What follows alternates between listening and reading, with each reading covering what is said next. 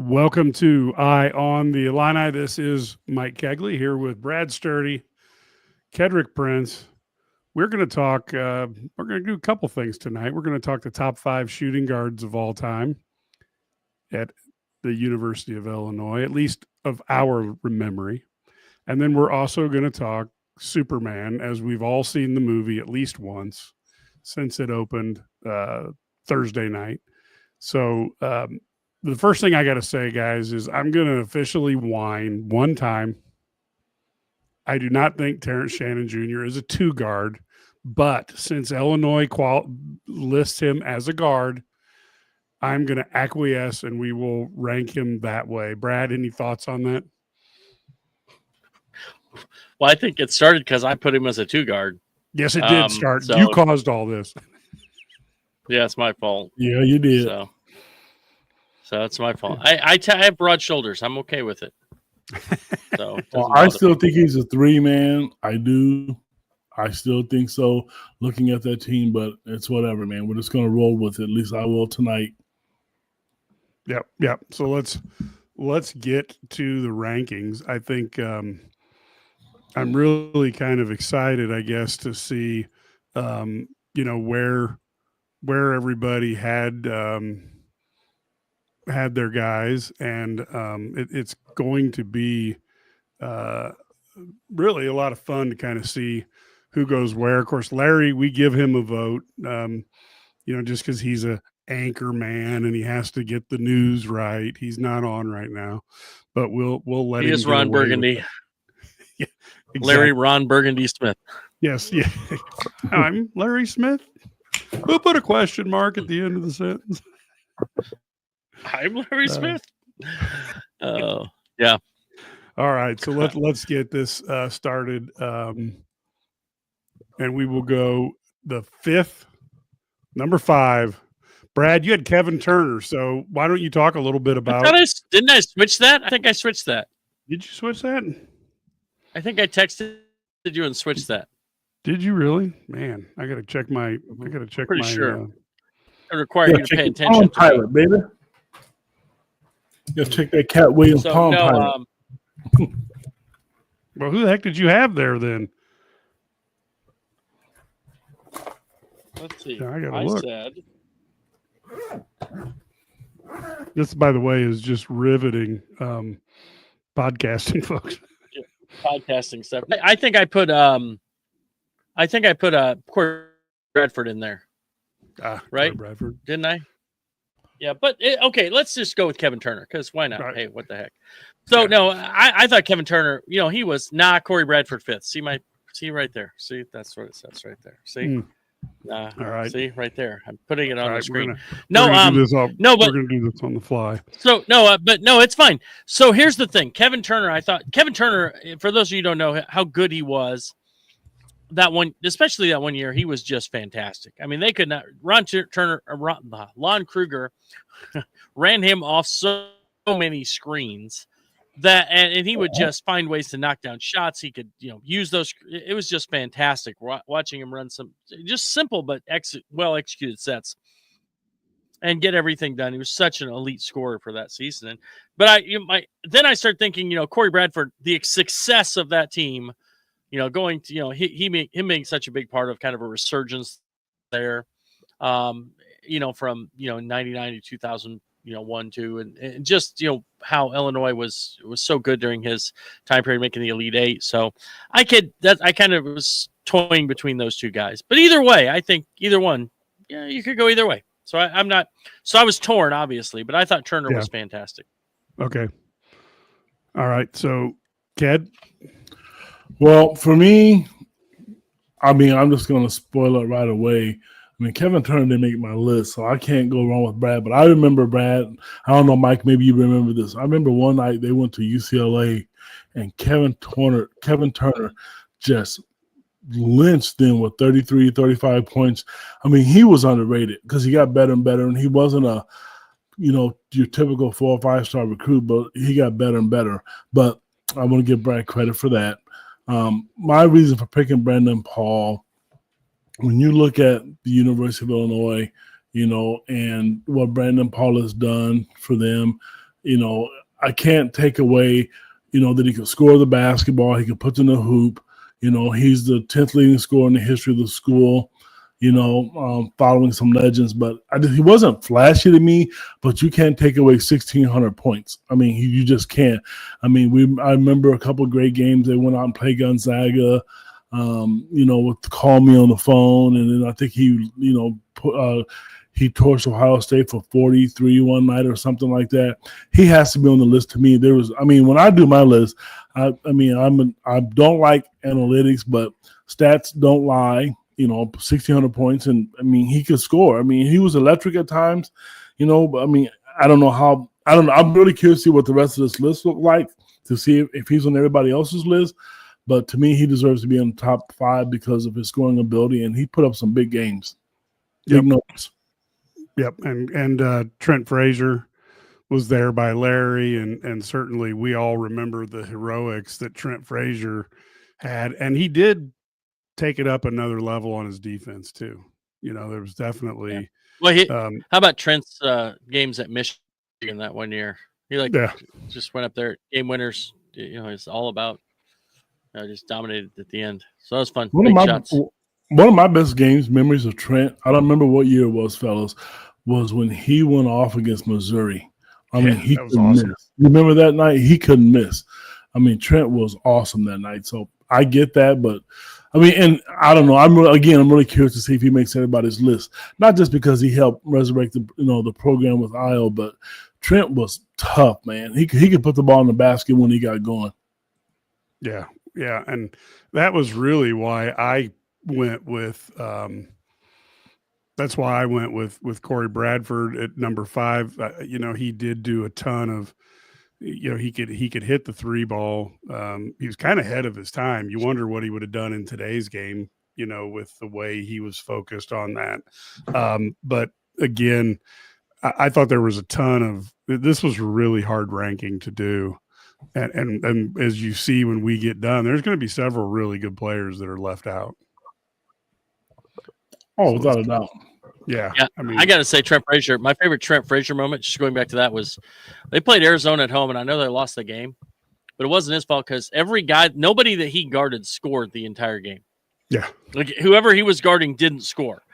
But Kirk Kriisa or Ben Mathurin, obviously 2 really good players. Yep. Whenever he was guarding them, they couldn't score. But then when he wasn't guarding them, they went off. Yeah. And so that was, that's the problem. And so I remember that going through that game. We were talking to, I think I was talking to Underwood after that game, and he said that nobody scored on him. Like it's the first time he's ever seen that happen. So pretty cool. Yeah, that was. I still remember you talking about that after the game, and it was something that we were thinking like, man, he's really played good defense. But then, you as you're watching the game and you're watching the stats pile up, you don't think about, well, yeah, Kriisa got that against so-and-so, and Mathurin got that against another person, and you're like, he played okay. And then you look at what Underwood pointed out, and you're like, holy cow, that was pretty impressive against that level of team. And Frazier was certainly, all these guys had leadership skills. I will tell you, Brandon Paul, his shot selection sometimes would drive me absolutely nuts, and that's why he may not have made my list. I thought he was sloppy at times too, but you're right. Oh, his athletic ability was out of this world, but several guys are in that category. So now we had Brandon Paul that really makes a showing here. Trent Frazier moves up, and we see Luther Head. So, Brad, talk about Brandon, why you had him number 4. Well, I think Brandon Paul was, he's a pure shooter, just a scorer. You saw that. If you go back to that Ohio State game is legendary, right? One of the greatest individual efforts I think we've seen for Illinois basketball. He had a lot of game-winning shots. I think there's game-winning shot against Minnesota in the Big Ten tournament, right? A few other times. So, just a really talented player. Had a, overseas career, got a cup of coffee with the Spurs a little bit, I remember. He's just a dynamic scoring guard. The guy who could really put the ball in the basket. I remember, and I go back to, so this is one of those, I watched him before anybody knew about him.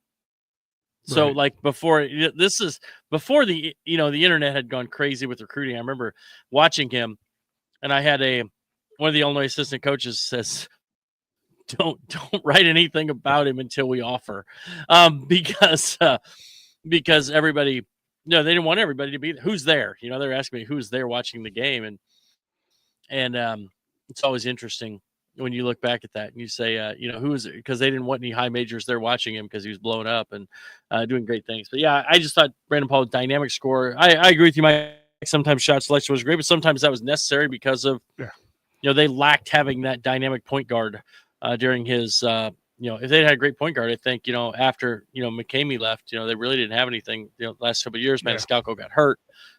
Really on freshman and Tracy Abrams, things like that. And probably didn't have the success that, that goes along with, but he was just, he put up great numbers. Ked, you had Trent there, so let's talk a little bit about Trent. I don't even know. I guess I should look to see where he ranks for a season. I don't see him anywhere, but I just remember games. Trent came to Illinois when Illinois wasn't good at the time, and they were trying to build a program and turn it around. And I just remember my favorite thing about Trent was when he got on heaters. I really tried to look at the history of Illinois two guards. It's hard to leave him off anybody's top five just because when he went on heaters, he was tough to guard. Being left-handed was tough. I think he had an unbelievable game out in Maui once, I believe. So I mentioned the Missouri game a few minutes ago. Trent, and he eventually learned how to guard. Brad mentioned the Michigan games. When he got going, I mean, there was times when you look at the opposing coaches and just see them just in disgust because they knew he could come down, and he had range. And I one time I didn't go to the Missouri game, and I was sitting at home, and I was being neutral allegedly, but I tell you what, I was giving myself high fives because that kid, when he was just fun to watch when he got going. And I think he'll never probably get his jersey hung in the rafters, but I give kudos to Coach Underwood because he brought him back and he knew how important Trent was. And Trent was just tough. I loved everything about Trent Frazier, even though he's one of the new guys. The three of us about the same age, and we have a lot of history of Illinois basketball. But seeing him on all these lists, to me, tells me that I put him in the right spot. Well, and I also thought, you guys look at like what he did. He could have gotten out of Dodge with a coaching change. And you wonder, how much harder it would have been for Io without Trent around. And so I was always appreciative that he was there, and I thought that they were quite a duo, and good Lord, defensively, they could hang with just about anybody. Now I picked Luther Head, who again takes his team to one of the guys who took that team to the national championship game. Like Brandon Paul, he was otherworldly athletic. Luther he looked like he could get at the top of the bank board, he could just literally soar. And by his senior year with that jump shot, he was pretty devastating. So, and the athleticism and good defense, just a fun player to have. We'll talk a little more about him as we move. Hey, Mike, do you mind if I make a comment about Luther Head? So I got to be a negative Nelly. I looked at that roster, and this is me. I'm kind of curious to know what our listeners think and what you guys think. There was a one year, I know Brad said last week that, D. Brown won the Cousy Award. But when you look at that roster, Luther Head to me he was the three guard. He was the wing. Now, they can all bring the ball up the court. We heard about the three-headed monster. But it was mostly Darren at the 1, D at the 2, and Luther at the 3. That's why I couldn't see myself doing it. And I understand why, because yes, in the NBA he did that. And for me, it was just kind of tough for me to do that. So sorry. Yeah, no, that's fine. That's fine. There's always going to be one that people will question us on, when there's this many good players. And then Brad, that's why I didn't say too much about Luther, because you of course that was a team that you were incredibly close to. So talk a little bit about, how you had Luther Head at number 3 and a pretty talented group of players to choose from. Yeah, I mean, he was so good that last year. I mean, I just thought, that team, he was the kind of that he was a little bit overlooked. I know he was first team All Big Ten that year, and he may have made like a third team All American team, I think he was the leading scorer on that team, wasn't he? I mean, so in 05. So all that's true, but I feel like, Dee and Darren were so big, and even Augustine and but Luther was such a big part of that. I thought he was fantastic. He shot the ball. He made so many threes. Really kind of changed the game. That team was like the Warriors before the Warriors were the Warriors, right? I mean, they were running around shooting threes. Took advantage of that. They were analytic stream. So I just thought Luther, and he defended. He showed toughness, battling through the injury there in the Arizona game was just a huge part of that. I mean, and to be honest, he had there probably one Luther Head rim out on an open 3 that I thought was going down all the way from winning a national title in 2005. I thought Luther he was really good, and I thought he was the guy that he was a really important part of that. And then go ahead. No, go ahead, Mike. I'm sorry. Go ahead. No, shoot what you got. Well, when I look at a guy like Luther, there's no way he can be left off just because I get it. I really and truly understand how consistent he was. And, he was kind of the quiet guy in that group. If you guys think about it, you had D who had all the pizzazz and, James Augustine and Darren was just solid, but, Luther just did his job. But for me, I had to go with Corey Bradford for a number of reasons. I don't remember. Well, number one, let me start with this. 7th leading scorer in the history of the school was 17,000 points, 1,735 to be exact. And there was a streak that he had. I don't remember how long it was, but there was a streak where he had consecutive 3-point field goals made in the game. I think that was just broken recently by someone, maybe it was somebody by Eastern Illinois. I can't remember, but that was one of the best things to see. Corey was on an unbelievable basketball team, but for him to be able to, how hard that is to knock down a 3-pointer in every single game that you play, especially when teams know that, I use my old school term, that you can make it rain. He was just good at it, and some of these guys, when you look at their history and their numbers, I mean, I know he had a great career, but I didn't know the young fellow scored 1,700 points. I really didn't, but I just remember how good he was and him shooting the ball from the baseline. And he had one of the prettiest jump shots, not just in Illinois, but in college basketball. I mean, whoever needs a shooting basketball coach, he will be the guy I will call because he has great rotation, good lift on the shot. Even when there's games when he was 0 for 5, 0 for 6 from 3, he never changed anything. That's why I love Corey, and I really think, for me, if the other two guys never played at Illinois, Corey probably would have been a number 1 for me. Yeah, but the other two guys were reading. Now, I went old school here. Doug Altenberger, who shot over 40% from the 3. Now, he was back a long time ago, but and he was a little bit more of the Domask type of guy, big time physical, could take guys into the lane, but had that deep 3 long before it was, quite the thing it was. And he also played with that torn, and I think by the time his senior year, didn't they maybe even remove his meniscus, and he was playing on just bone on bone. I mean, I just thought he was a heck of a player, and I remember how clutch he was for those Illini teams in the mid 80s. I loved Altenberger, and I think his game, he's another guy who probably would have been a lot better in the modern game because you would have got him open for shots that would give Lou Henson a heart attack that he was taking.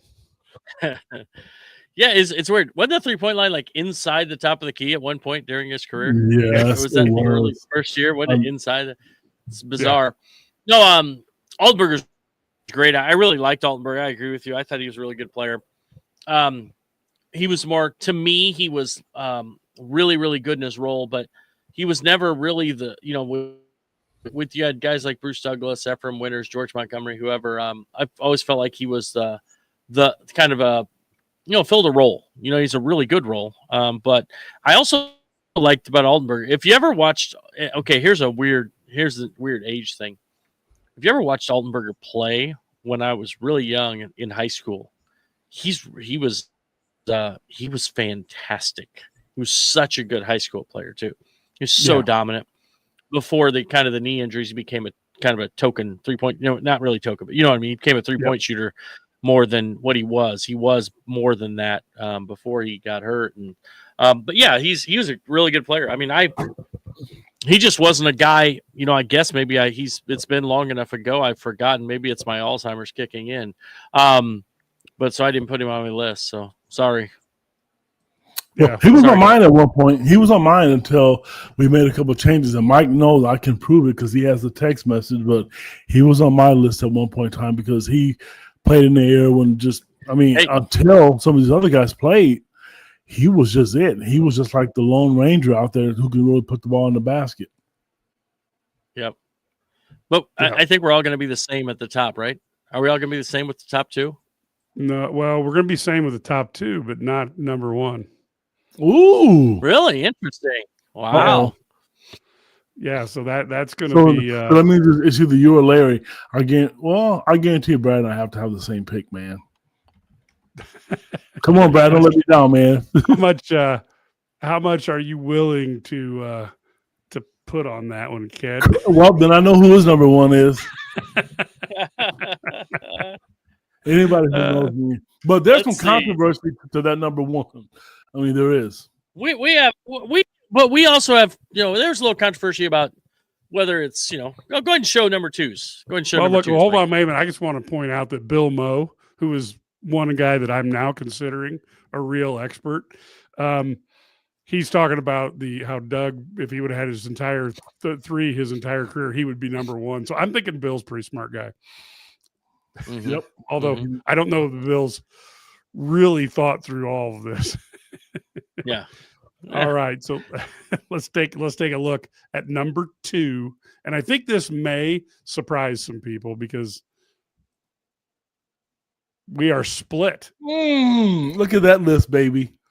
That's some talent there. Yep. Woo, man. Well, Brad. So Shannon here's Jr. my had thing. The best year of all time. I said that. I told you guys that. I said if we're going 1 year, my pick would be Terrence Shannon Jr.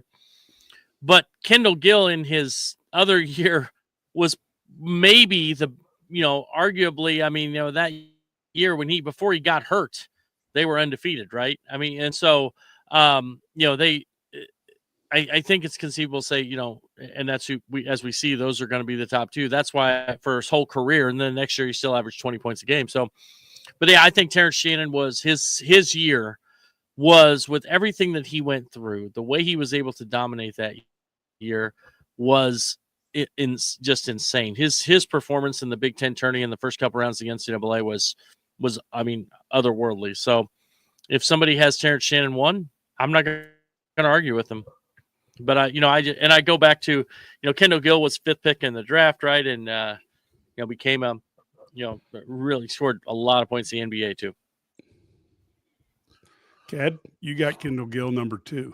Well, so for years, and you can look at this white beard I have grown here for years until Terrence Shannon came, and I'm spilling the beans. Kendall Gill was number 1. He held that spot to me for my entire life. He just, and when you look at him on his numbers, he doesn't knock down, he doesn't pass the eye test, but he was just good. Part of it was, like what I mean by that career points. He's not in the top 10. Single season, I don't see him in the top 10.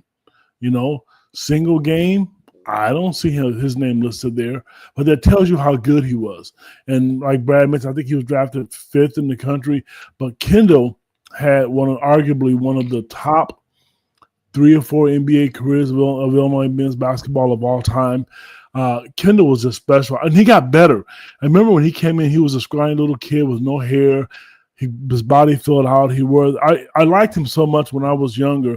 He'd always wear that wristband on his left wrist. I grew up for the rest of my life, even when I was in college, playing with that wristband on my left wrist. That's how much I respected him. I liked him as a player. I just think he was outstanding. He was an outstanding team. And, Mike was able to send us a really nice picture of him dunking in our group text. But I think that picture, Mike, you may have sent, may have been on cover of Sports Illustrated or something, I think. That was the one that was Mark Jones, who we had on Eye on the Illini a couple of years ago. He sent me that as one of his pictures because Mark spanned decades for the Illini, and that was just shows you the athleticism that Gil has. That people, and let's face it, he could even go into the boxing ring. Yeah, he could. True. Yes, definitely. I mean, I'm not at 6 foot. I think who was the Tim? He was gonna. I want to see him box Tim Doyle. Oh wait, we did. That's right. Well, all I know is. Oh yeah, I remember that. All I know is his ability to those long arms. I would not want to try to get inside of his jab because that would be like 7 years. He could punch about 17 times before you get into that. And now we're going to go, obviously, now we'll see the number one. And if you can't figure this out as a viewer, probably shouldn't be an Illini Guy subscriber. But there we are. Now, Brad, you had Kendall over Terrence. I was with you, and I did it for one reason, because I think they're both stellar players. Both would be amongst the top 5 Illini of all time. And I just went with, more years with Kendall versus Terrence. That's it. Just more years. And that was my thing too. I agree with you. I thought if I just had to pick the best season, I would probably go with I would have gone with Terrence Shannon. So, and this is one of those things again.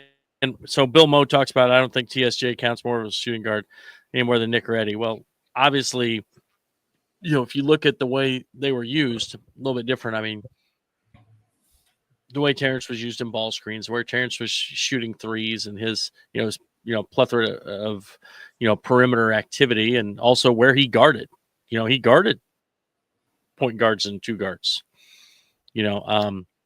So how he was used now. So I don't know. That's where he's playing in the NBA too. So, and that's where he's listed as a guard. So you can. I mean, that's just what we went with. Where they're listed at. Well, Mo, I'm going to be honest with you. When Mike first asked us about this list, Terrence Shannon was not listed as a 2 guard by me. He wasn't. And it took me to make 2 phone calls to 3 phone calls, and 2 responded. Very influential people who knew more than the 3 of us on this podcast what position he played. And so I sent the group text out. Yeah, he's a 2 guard. Me personally, I thought he was a wing on that team. I thought Ty Rogers played the 1. I thought the booty ball master of all time, Marcus Domask, played the 2 because he played 1, and Terrence played the 3, but that's not it. And for me, why he was number 1, it's, again, I'm showing my age here. I love the 2005 team, and, the 89 team to me will always just truly and truly be special to me. I mean, that team, in my basement, I'm going to show this. Back in the 80s when we had VHS tapes, because you couldn't record everything, you had all this memory box. I literally, in my basement, have every single basketball game that was ever played by the 1989 team on VHS tapes sitting in my basement. That's how special that group was to me, and what I think of them as players. But then this dude named Terrence Shannon Jr. came along, and I'm sorry, man. Those guys were great, and I'm still, because this list is, we're going to do 3 guards, we're going to do 4 and 5s, and I know some of those 89 guys are going to make our list.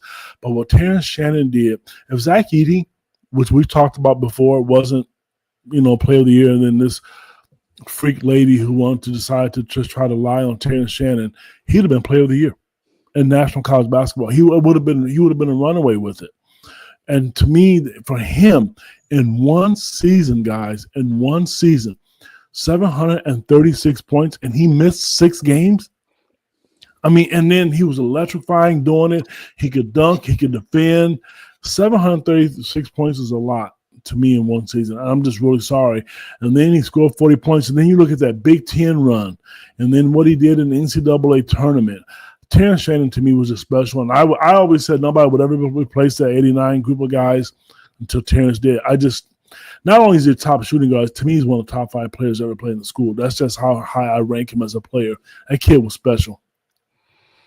I mean, there's nothing there that I could argue with. Brad, did you have any? Well, other than as much as I hate to say it, but I still don't know that anybody was going to pass up Zach Edey. That year, but other than that, I agree. No, Edey was going to be. I think he was second in the games to without the off the court stuff. He was second in the National Player of the Year at that time. Yeah. He was second in the Big Ten Player of the Year behind Edey. He was great. I thought Terrence Shannon was great. Just a fantastic player, one of the best players to ever suit up in orange and blue that year. Just dominant. I mean, it's hard to understand, how good he was, but until you watch an NBA Summer League game, when he makes it look so easy in those NBA Summer, and you're wondering, why don't they play him? But hey, that's a saga for a different podcast. Yeah, that's a different podcast. If you guys think about it, when he came in, Brad, wasn't he a 3-star recruit? Maybe he was a 4-star, but point being, this guy, we're talking about being one of the top players in the history of Illinois basketball. And he was just in high school, he was okay. I remember when he was on his visit to Illinois, and I think it was the same weekend as EJ Liddell. Nobody even cared who Terrence Shannon really was. Everybody wanted EJ, if I remember correctly. Oh, Oscar, there were all 3 of them were on campus. I was there. Yep. Oscar Sheboy, EJ Liddell, and Terrence Shannon were on campus. All 3 assistants had a recruit on campus. Shin had Terrence, and then O had Sheboy, right? And then Jamal had EJ Liddell. Yep, Jamal Walker. Yeah, that's back in the day when I had my ladies groove game on. Watch those dudes work out. Woo. What's that? I watched those dudes work out. It's impressive. Yeah, I was there that weekend, one of those weekends. It was a very impressive weekend, and I think I remember that same weekend. Illinois women's basketball had Bree Bill there. It was a really special weekend. She was there. Bree Bill was there on the other side of Ubben as well. See, I remember being there because I was talking to all those moms, man. I was trying to convince them. It didn't work, man. But I basically got Shannon. I was going to ask you how the mom whisperer didn't work that weekend. Nope. I got her there eventually. It was early. He was perfecting his craft at that time, Brad. He hadn't. It took him. He was playing the long game. It took him like 4 years. Yeah. He wasn't so irresistible in those days. He was just. He was just Ked. Just Ked. He was not the mom whisperer at that time. But we were really close, and you got to wonder, boy, that would have been a nice weekend to go 3 for 3 or 4 for 4. Oh, yeah, it would have been. That was a really good. That was a really good weekend. The oven was packed. Now, Bill Moe, this will probably be a comment more for our next episode, but he said, Eddie Johnson's the best Illini I've seen, and I can see that. But if you talk to Eddie, and we did have him on Eye on the Illini, if you ask him the one player who was better than him, he'll actually say it was Mark Smith. And if it wasn't for from a pure talent standpoint, Mark Smith was amazing. It just never really just some clicked. Demons that made life hard for him. Yep. Yes. But he was so talented, such a talented player. But yeah, Eddie was great. I'm not going to argue with Bill Moe. I think Eddie is right there on the list of one of the greatest, 5 greatest Illini. So yeah, and you got Nick Anderson that's going to be going head to head with him. Like I said, Mark Smith could have been there, but some addiction challenges made it hard. That position has some real talent at it, and I thought Terrence would fit there. So, boy, there's a lot of talent out on the wings. So we did go ahead and We did get the overall rankings, and when you force rank them, it's amazing. But we ended up with these ties exactly like our point guards. But Terrence Shannon Jr., Kendall Gill tied at number 1. Corey Bradford cleared the way for number 3, and Luther and Brandon tied for number 5 there. I guess technically number 4, but so they ended up battling it out. So great opportunity, for really a lot of talent out there on the wings. And I think any coach in Illinois history, if you would have said you got to choose between Terrence Shannon Jr. and Kendall Gill at the peak skills, I don't think anybody's going to be particularly sad if they get the second pick. Well, no question. I just messaged a couple of those guys and showed them where they finished the rankings, that they'll see what they respond back. One guy, I'll be honest with you, Corey Bradford I think he was kind of surprised that he was that high. I think he thinks fans forgot about him. Well, Corey, we can interview you on Eye on the Illini. All you got to do is DM me at Mike Kegley. Not just normal fans. We're really old. So, yeah. Oh, yeah. We're really old. Yeah. It was also nice last time, if you guys saw on Twitter.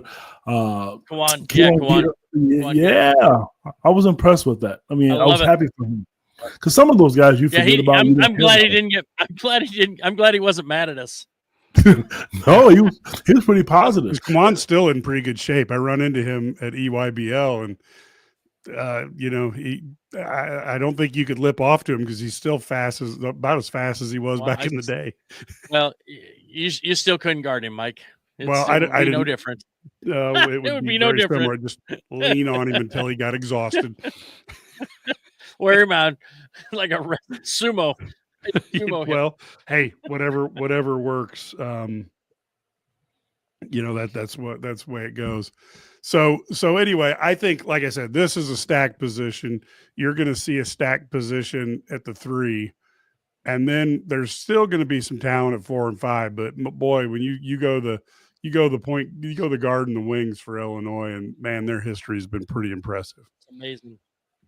Yep. Yeah. So 3-4 is going to be a lot of fun. Yeah, exactly. So now we're going to shift gears, folks, because this is the stuff that people really, really tune in for. And that's what we saw at the movies this week. And I had the opportunity to see Superman this week. I went and saw him on Thursday night. I saw it on an XD screen. And then Friday, I took a couple hours off in the afternoon and saw it in IMAX. So I've definitely got some thoughts on this. Let's talk about a few things first. Brad, what did you think about the casting, and particularly the 3 leads of Superman, Lois Lane, and Lex Luthor? Okay. So my take was on the casting. I thought it was perfect. I can't imagine them finding a better Lois Lane than Rachel Brosnahan. Not that I got to be honest also with very you. very easy on the eyes as well. I'm not going to complain about that. But I kept thinking about what is it? The marvelous Mrs. Maisel, but she was great. I thought Lex Luthor was fantastic. And I didn't know a ton about Superman, David Cornsweet. I didn't know a ton about him, but I thought he played the role excellently. They did it a little bit different. And the one thing I like about Superman, they made him almost more like, how do I say it? Like vulnerable than other Supermans have been. Like, and then I like that he showed that kind of almost human side that maybe we didn't always see. Not since Christopher I thought Henry Cavill was, Henry Cavill, and I thought Henry Cavill was Superman. Like, I mean, he looked like Superman should look, right? The only, there's only one problem with Superman I had in this movie, and Mike and I both agreed on this. But overall, I thought the casting was fantastic. I thought all three people really played their role well and really fit. I mean, I could see Rachel Brosnahan sounded like Margot Kidder, didn't she? I mean, just sounded like from the original. But I mean, without she had that the voice. without that craziness that Margot had a little bit. Yes, yes. But the voice, I mean, just kind of almost Yeah. seemed like the same voice. It was like they brought her back a little bit, and then, but then without the kind of craziness, but still had the fun part of it too. So it was good. I love the casting. Well, first of all, I love the show. I mean, the movie, I thought it was great. And Mike, when you mentioned about going to the IMAX, I told my daughter I kind of wanted to go see it in IMAX because I've seen on social media they said it was better. To me, out of the three top leading, the Superman, Lois Lane, and Lex, I think Lex that's probably the best Lex I've seen in a long time. He was really involved, tactful. I mean, just really, really good. That was a really good role played by Nicholas. Not a fan of Rachel playing that role. I'm just not. There's so many other actors. She did a bad job. Just not a fan of her. And I like Henry Cavill. I think he was great, but I know David he'll eventually grow on me because, Brad, you took the words right out of my mouth. Henry Cavill, he's just Superman. He looks like Superman. I don't even know why. I was a big Marvels guy more than DC, but DC's growing on me. Why there was some controversy and why he's not there. But out of the three guys you guys mentioned, Nicholas was, the winner for me. But I will also say this. You guys talked about Superman being more human. My daughter kind of made a comment. I said, I'm going to say that when we do this podcast.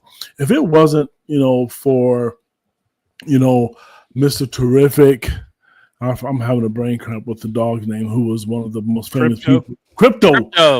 They saved him all the time. It's like if they weren't around, would Superman even have lived? I mean, it's like they kind of made him too human. Superman's supposed to be the most powerful being in the world. He was kind of weak in that role because he was down and out 2 or 3 times. And, our guy Crypto, like you said, saved him. And, I know you mentioned the top 3 guys, but, I'm telling you, Mr. Terrific was plugged for me. Yeah. Now I really like Corn Sweat. He channeled Christopher Reeves well. But if you go back and look at the Superman, Henry Cavill, Brandon Routh, Christopher Reeve, I don't know that I can throw rocks at any of them because they're all pretty good, but they all had to deal with some really bad scripts at times. Like Superman 4 was horrific. Superman 3, not much. That is arguably one of the worst movies of all time. Yes, when you Superman got Richard 4. Pryor as your bad guy. Quest for Peace. Yes, Nuclear Man. Terrible. I mean, come on. But and poor Henry Cavill was the most depressed Superman. It's like the optimism that makes Superman so good. I thought Corn Sweat and the script captured really well, and I thought Christopher Reeve did it. And Brandon Routh was actually very good. It just they brought that stupid Lex Luthor of gonna be a land baron, back from anyway. But I thought and Rachel Brosnahan did such a good job for me as Lois Lane. I've been in the camp of let's not even have a Lois Lane anymore. We don't need her. And she did such a good job that I actually like, okay, maybe there is some ground to explore with that relationship. And Holt was amazing as Luthor. I think the 2 Luthors that I like the best is the guy from Smallville. He was spectacular as Luthor.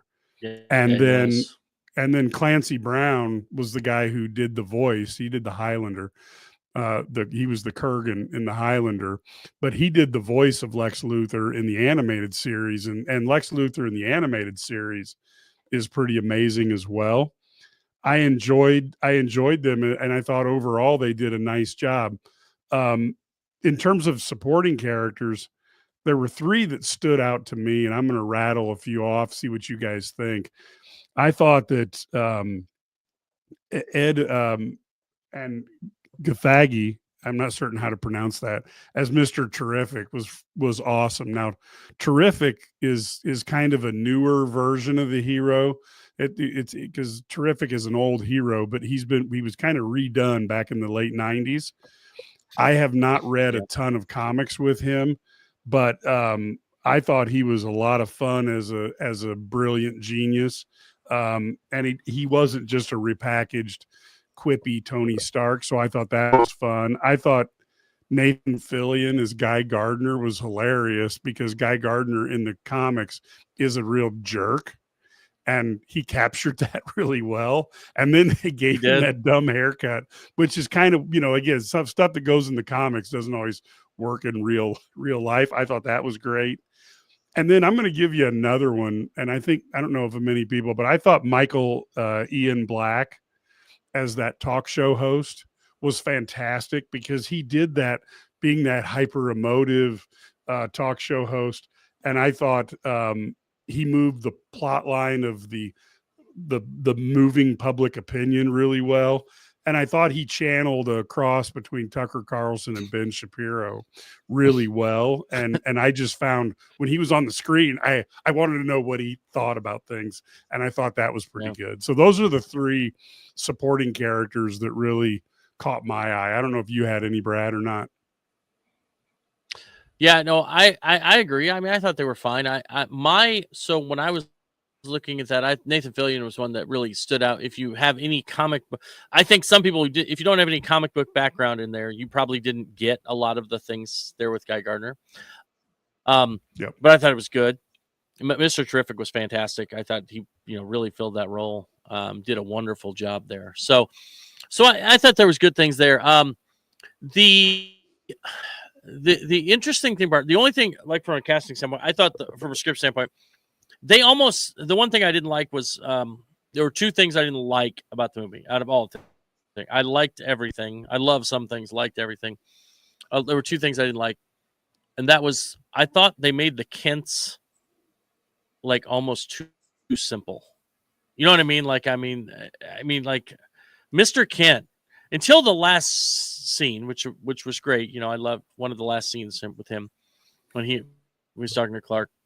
I just thought they made him look like almost like he was like really, really dumb and didn't know. I mean, he's like just really off there. I didn't love that. But speech though, didn't he? His speech was fantastic, wasn't it? I was going to say that was awesome. Great. Yeah. But up until that point, you thought he was like, I don't know, he had like an 85 IQ or something like that. You know what I mean? Like, it's like his nickname was what? She called him a mush. The mush. Called him a mush. I really don't. Yeah. So I don't want my wife calling me a mush, and she's called me a lot of things, but I don't think I don't think she's ever went that. But anyway, low on me. But that would be one of the things I didn't really think was great. But yeah. Okay. Yeah, I love Bill's comments right now. Can you guys see that? Bill Moles. Yeah, Bill. I think that's awesome. Well, for me, like I said, I mentioned Mr. Terrific. I thought he was great. Nathan was okay. I don't know. I just think, if he was the Green Lantern or whatever he was supposed to be. The Hawk Girl was kind of underrated too. I like to see all these old characters come back. And what I'm finding now, I don't want to give all these streaming services, free plug here, but a lot of these they're online. Like Mike, you mentioned, there's not a lot out there on Mr. Terrific, and there's one. I may put it on Twitter or text you guys. It's a new series coming out right now. I just started watching it a couple of days ago where Mr. Terrific has a big role in it. So the animated series right now that you see on TV today, it's great compared to what it was when we were younger back in the day. But, for the most part, too, there was nothing I really, really disliked about it. I guess it was a culture shock to me just seeing the big Superman and, and I know now we're going to get, Rachel, the same Lois Lane for the next 4 or 5 years. But if there was anybody on this cast and, and the way they wrote it that I really want to see all the time, Lex. Lex was just irritating, but the part of the movie where he studied Superman so much by his hair and when, I don't want to ruin the movie for people that haven't seen it, but when he was fighting, he knew every single punch and he knew everything about Superman. That's how detailed it was. That was probably the most thorough part of the movie that I did like. Brad mentioned the Kents. That was, I don't know. I'm looking at some of these people and there's actors out there that I thought could have played, the roles a little bit better, but that's just me. And some of them is going to have a hard time to grow on. Perry White didn't have a big role, which I kind of wish he would have. Wendell Pierce played that part, and he was very small in his part. Yeah, he's got a good series that he's in. I like. He's in the Jack Ryan ones. He's great in Jack Ryan. Yeah, I Yeah, liked he's him a really lot. good there. So I enjoy him, and I did like no, "Don't Call Me Chief" because that was like a line of Perry White that Yep. we always see. I thought the Jimmy Olsen guy was such a ugly dude that I just don't see how he gets these girls. But hey, good for him. Um, I'll tell you a couple things I thought I liked about it. One is the plot was simple. You know, Lex Luthor doesn't like aliens. He doesn't like the way Superman makes him feel, and he wants to kill him. Okay, that's pretty easy plot. That wasn't really Yeah. hard to go through. I like a simple plot. Um, and I love the fact that James Gunn, and this is going to be done in the Fantastic Four the same way. James Gunn made the decision not to do the origin story, which we all know it. And basically, every time we see the origin story, we go, let's see now. Henry Cavill's dad, Jor-El, was Russell Crowe. And then Christopher Reeves was Marlon Brando. So what's this guy going to do, you know? And it was Bradley Cooper, which I thought was hilarious. But I'm glad we didn't have to watch the big origin story again. And so when we talk about things we didn't like, and this is all, you can find all this in my Heat Checks and Hail Marys today, which is out there on the front page of IlliniGuys.com. But as you look at it, the three things I didn't like was, one, the middle scene. I thought the Black Ops place was great, but the fight to keep the baby, where he's got to fly through the ion stream or whatever it was and keep the baby above the water, I literally was like, seriously, they could have like saved all those people in mass or something and done something more interesting than fighting like that. But here's the two things that really bothered me. The first one was the passage of time was uneven. When that rift was on screen and it was going across the bay, it was going like 600 miles an hour. And then you go cut away to Superman for 5 minutes and they cut back to the rift and it's went like 3 inches. And then all of a sudden it goes at 900 miles an hour whenever it's being on screen. So I'm like, okay, let's kind of slow it down a little bit, because all I could think about when Superman was fighting is I'm like, that rift is halfway across the world by now at the rate it was moving. So the city's gone, you know. That's a passage of time thing. And then this is the one that got me, is Lex Luthor had, like Ked said, he had all 2,500 moves that Superman does memorized so that he could program the clone to fight Superman. And yet in the end, he left fingerprints and was willing to, you know, he let a really dumb Eve Tessmacher outsmart him with her selfies. And I just feel like Lex Luthor should have, and what I think would have also given us insight into Superman's character, was Lex Luthor should have got away with it. Everybody would know he was guilty. And then Superman would be mad, yet unlike all these other heroes, Superman would go, okay, you know what? I can't beat him up because legally we can't catch him and he has rights. And that's always the thing about Superman, is Batman would go, okay, fine, you know, you got away with it. Bam. But Superman doesn't do things like that. And I always thought that the super genius all of a sudden getting outsmarted by an idiot, to me, that was something that reminds me of like a movie when you're watching two marksmen fight each other, and then at the very end, the bad guy can't shoot anything and the good guy beats him, you know. And so to me, I would have loved Lex Luthor to get away, and everybody knows he's guilty, but they couldn't prove it. But maybe James Gunn just wanted a self-contained movie versus what Marvel did, where all these movies are interconnected. So I don't know. See, so I'll take the other side of that. Original Superman. Remember who Gene Hackman as Yep. Lex Luthor, right? Who ruined him? It was the girlfriend. Yeah. In Kevin Spacey as Superman, or as Lex Luthor in Superman Returns, right? Who messed him up? The script. Yes, but also the member is the girlfriend, right? I mean, so It's like, I think that sometimes, see, I always take it as I like that a little bit, because my perspective is Lex Luthor doesn't think about that type of minutia because those dumb people don't matter Right. to him. That's fair. He doesn't think they're worthy of worrying about because they're too stupid for him. Right. And she is just eye candy, right? And an arm trophy. So when she obviously was smarter than he thought, as it went on. The one thing I didn't like, the friggin' suit.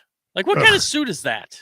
I was worst. It looked superhero. like it literally looked like he took some socks and like his mom sewed him together so he'd have a Superman suit for Halloween. That's almost what it looked like. It was that bad. The neck reminded me of the new Star Trek, the first year when they had Captain Pike, and they had that weird collar. That because the whole time I was watching Superman, I kept thinking like, oh man, I would be like going like this. And I thought, man, that corn sweat, he is a disciplined guy because I'd be tugging at that collar every 3 seconds. Yeah, I just didn't like the suit. It didn't, and I understand that you don't have to have the fake muscles. I'm okay with that kind of thing, but man, that suit got to be better than that. I mean, I've seen a lot of videos about that. They wanted to do that old school look. That was one of the reasons. But in today's technology, with all the things they have, I wouldn't have done that because it looked old, looked dingy. It didn't look, and he's not the biggest guy in the world either. Which I mean, I'm not. I don't look like that, obviously, but my point is, I mean, the suit didn't help and his physique didn't help. I bet when they make the next one, they'll probably make the adjustments because I've seen, like I said, I watched a lot of videos and they really wanted to do that old school look to bring that back. But I didn't like it either, fellas. It was kind of dingy, to be honest with you. Yeah, and so now we've got. Now we have the opportunity. Of course, I don't know. I would have ranked that like a 3 out of 4 star movie. I very much enjoyed it. Thought they did a nice job, and I don't know where you guys would rank it, but I thought it was enjoyable and a good movie, and was very happy that I went to it.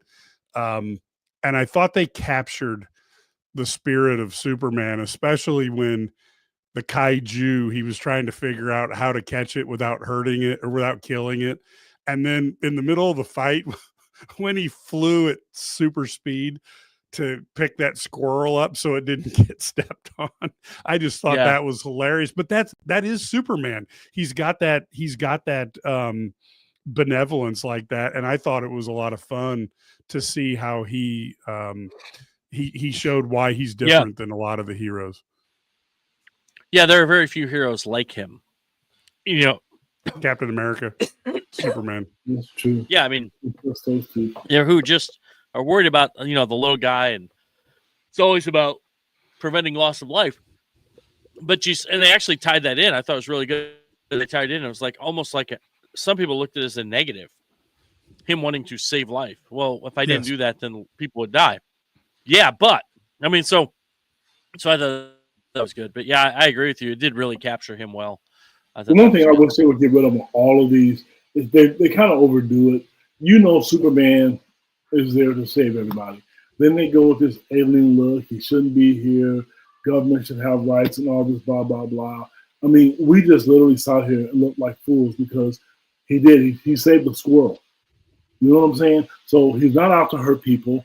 He's not out. I mean, and that part I thought was kind of good when he talked about when he was being interviewed by Lois Lane, his girlfriend or whatever she is, that he's here to help people, and he's proven that. So I think sometimes when you watch it, they go overboard with, let's bring him in for questioning and all this kind of stuff. Come on, I mean, let's be honest with you. I mean, you know what he is, but I guess you need that plot for the movie, and it's been that way. I'll tell you what, kid, though. Think about human nature, though. Think about human nature. You're right. It is our human nature to vilify someone that is different than us, and we do it. I mean, even if we don't intend to do it. I mean, so I think it's like, and then when you have somebody like jumping on and piling on, we all just kind of follow the masses, right? Whether it's a political leader, whether it's a star athlete, whatever it is, we jump on and we love to like diminish, because we feel like nobody's that perfect, right? And so we always want to have that to bring. Yeah, the only thing better than building them up is tearing them down. And really, and that's right. And it's sad. I'm not saying it's good. It's not a good human quality. Right. But we do that a lot with people that you say, oh, they're different. They're different. And I don't know. I get what you're saying. Because there are a lot of also people will say, who get, how would we respond to an alien?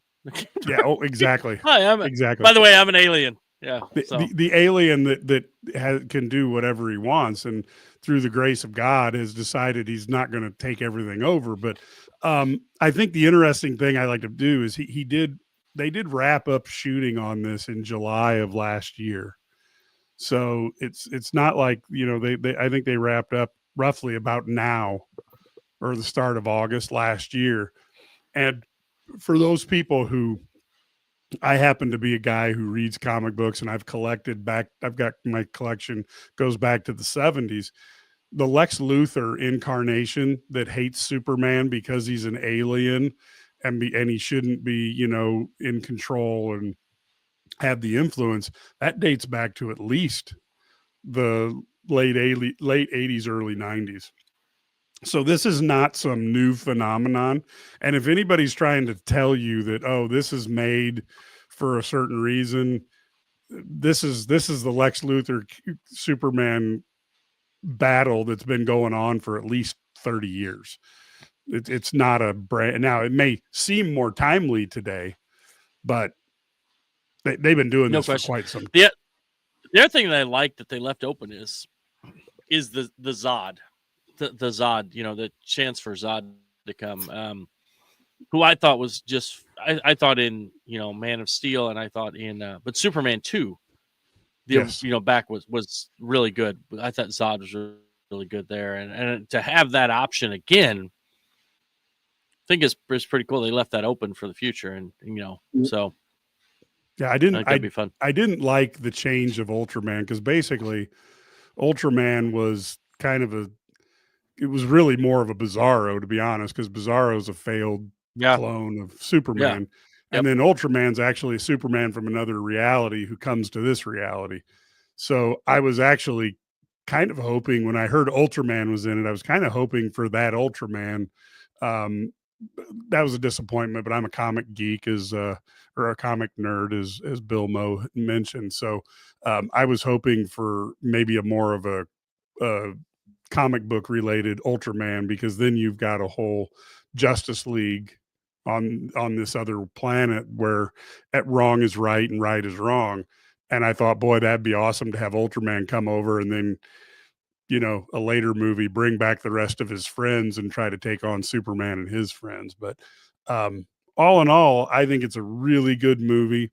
And I will tell you, this year, there have been two movies I thought that stood above the others. One was Sinners and the other was F1.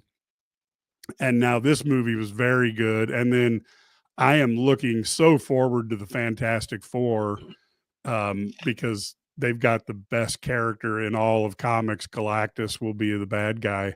So I am so looking forward to this movie. I just didn't like the casting of the Fantastic Four much at all. I just am not a huge, I like Pedro Pascal. I just don't think he looks like Reed Richards. I don't really, the Johnny seems, I thought Chris Evans nailed him in the last one. It's perfect. Yeah. And I actually thought Michael Chiklis as the Thing was pretty good. I don't know. I would have probably tried to special effect him in. And then the only one is Jessica Alba, maybe one of the most beautiful women in the planet. I didn't find her very beautiful or very believable as Sue Storm. And I'll have, I'm still out a little bit on this new one, but like I said, so far there's nobody in the main cast that I think is the ideal. But again, they're talented actors. We'll see what they can do. But I'm a huge Fantastic Four fan, so it should be fun. I'm really looking forward to that. Won't be long. No, it will not.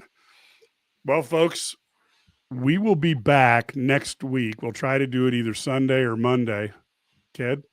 Yeah, before we close, I was texting Corey Bradford, and he wanted me, I told him, asked him if it was okay to say this. I showed him who the number 1, 2, and 3 was, the tie. He said the number 1 shooting guard in University of Illinois history is the original number 13, Kendall Gill. That's what he thinks. He wore number 13 and Kendall Gill. He saw the list of all of us. He thought Kendall Gill was number 1. So people out there who think, former line out there not watching and what we're doing, you know what? There it is. So I just want to pass that on before and Ked, give Corey my phone number, because we've had on Eddie Johnson, we've had on Kenny Battle, we've had on all these Doug Altenberger, Derek Harper, all these great Illini. We need to get Corey on. He needs to be there. He needs to be there. We got to do that. I'd love to do that some evening and do a nice podcast on that. We'll be back next week with the 3 position, small forward position. It's going to be another knockdown drag out when you start looking at Nick Anderson, Eddie Johnson. I mean, holy cow, is there some talent that one we're going to be debating as well. So I can't wait for that. So should be fun, folks. Yeah, folks. Whatever I picked right, and the other guys don't have your choices too. So that's good. Yeah, exactly. Yeah, just don't put Kofi in there, Brad, and then we find out that we have to redo all of our 3s. Kofi was a 2 guard. Kofi's a 2 guard. That's what he wanted to be, a 2 guard. Yeah, there we are. Yeah, Kofi's there. We'll get Morez out there. There we are. All right, folks. Well, until next time, folks. Go Illini.